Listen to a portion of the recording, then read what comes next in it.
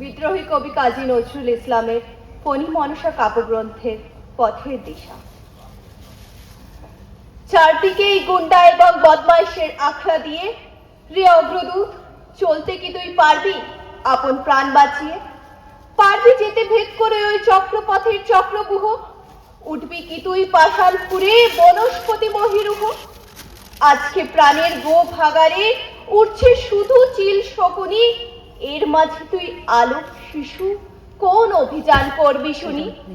ছুটছে পাথর ছিটায় কাদা কদর্যের এই হরি খেলায়, শুভ্র মুখে মাখিয়ে কালি ভোজপুরীদের হট্ট মেলা।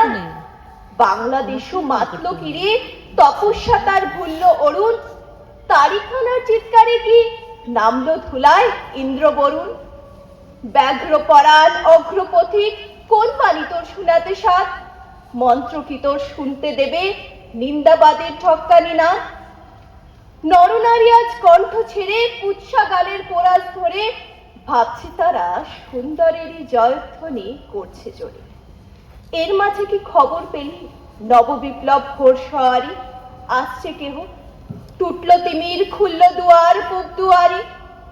ভগবান আজ ভূত হলো যে পড়ে দশ চক্র ফেরে, জবন এবং কাফের মিলে হায় বেচারায় ফিরছে তেরে। মসজিদ আর মন্দির ওই শয়তানদের মন্ত্রণাগার, রে অগ্রদূত, ভাঙতে এবার আসছে কি জাট কালা পাহাড়?